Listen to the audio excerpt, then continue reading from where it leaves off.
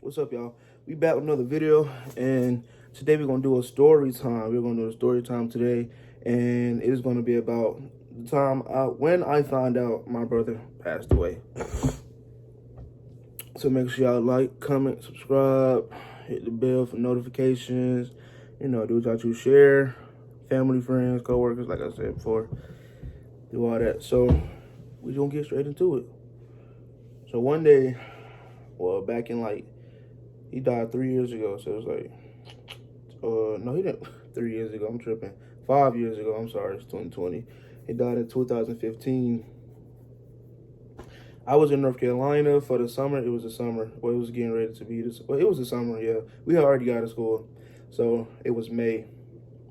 We was out of school, so I was in North Carolina because we always went to North Carolina for the summer break to go with my grandma. It was me, my brother, my grandma, and my cousin. My grandma, my cousin, and my sister live with my grandma. So basically, me and my little brother went up there for the summer. So one day we was about to go to the movies, and my little sister and my grandma went to go get her little friends. So me and my brother waited at the house for them to go get them or whatever, and they was taking a long time. We was like, why they taking so long? And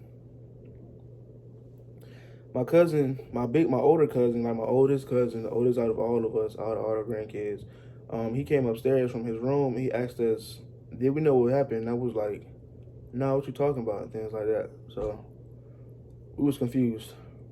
He didn't tell us. He just said, what are we talking about? And we said, did we know what happened? I said, I don't know. And he just walked away. He didn't tell us what happened. So we waited more. At this point, I was nervous and things like that. Because I'm like, why he asked me that and then not tell us what happened, you know? So it left some tension in my chest and stuff like that. So sooner or later, about 5-10 minutes later, I want to say, my grandma pulls up, and we go outside because we think about to go to the movies, things like that. But no, they are screaming to the top of their lungs, and I'm like, what is going on? And my sister come out the car, she's crying, like boo-hoo crying. She start walking up the stairs. So me and my brother, we asking her, like, what happened? And she said, Tata died. And I was like, as soon as she said that, because first of all, I've always worried about my brother dying. But the ways I worried about him dying was like getting shot or something like that, because he was always in the streets and things like that. So that's what I worried about. But that's not how things went down. He drowned in Lake Oliver along with another man that tried to save him. So that man died a hero. His name was Lloyd. We honor him and send prayers to his family and things like that, because it was incredible for him to try to save my brother. I thank you for that. So yeah, she came upstairs. She told us he passed. As the moment she told us he passed, I like exit this world. Like, I wasn't even here anymore. I was like so in shock. I couldn't even like think right. All I could do was just sit there. Now I don't even know. It was just, I was just so in shock, because I'm like, he's 15. First of all, he was 15 at the time. I was 13. But my brother grew up fast, so he was like 18 at the age of 15 already. So I'm just sitting there like, I don't know what. My brother started boohoo crying, and I looked at him, and I just like, I just tore down. It was just like a building it just completely fell, and I was like, all I thought was, what are we going to do? That's what I thought. What are we going to do? Because I didn't know what to think. I didn't know, like, because first of all, now I'm the big brother, so that I don't know how to. I didn't know how to be a big brother, so that was very hard on me. I was thinking like, I don't know how to. I don't know. I don't know how to be a big brother. That's. I was just like stuck in a world of confusion, because I was like, I don't know what to do. I don't know how I'm gonna do this. I got three smaller siblings, and I became the older brother of all of them. I didn't know how to. I was 13. I didn't know what to do, and I just felt like I just felt lost. To be honest, like, I didn't know. I didn't have like I don't know. I was just lost. I was young and lost. So yeah, when she told me that, I completely just broke down and I was just in shock. I didn't know what to believe. I didn't believe. I still don't to this day. And it's it's a crazy thing, you know. Who I mean, he was 15. But the thing is, Tata, my mama told him no, that he couldn't go. He asked, it was a his best friend asked him if he could go on a boat ride with them and some other friends, things like that. And my mama told him no, but he asked his dad, and his dad said yes. So that's how he ended up on the boat, things like that. So after that, after this, I just like, to this day, I'm still in shock. You know what I'm saying? It's still unbelievable because even though it was 5 years ago, it's just still, I mean, because you never, death happens out of nowhere. You never expect it. You never, it just happens, you know. And I've grown a lot from, because like I said, I had to become the older brother and I had to be the role model for my brothers.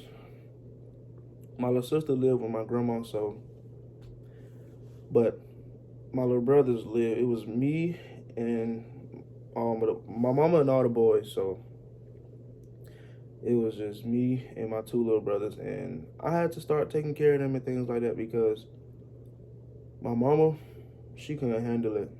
Nope. My mama could not handle it. I swear, she was in her bed.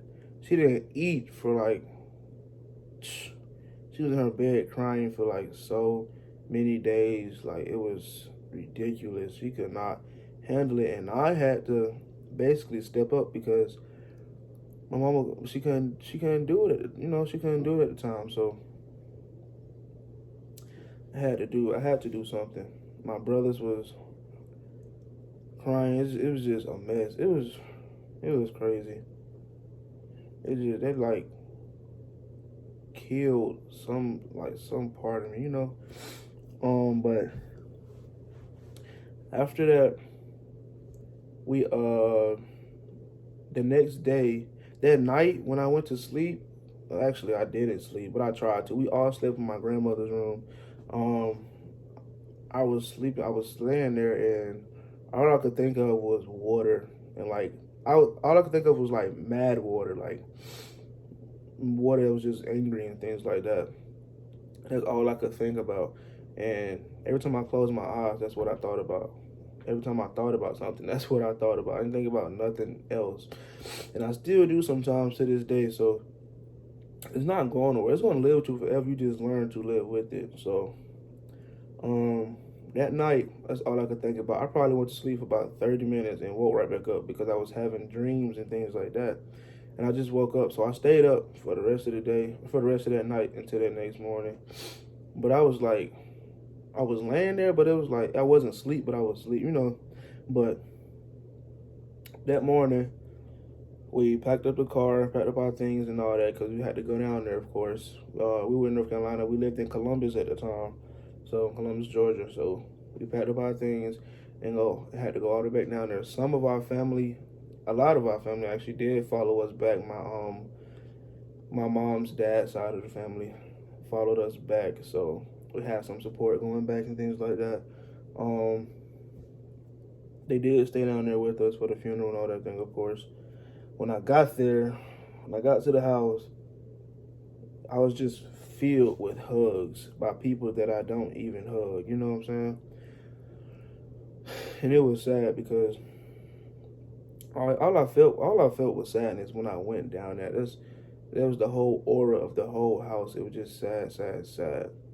So when we got down there, after that day, we got down there.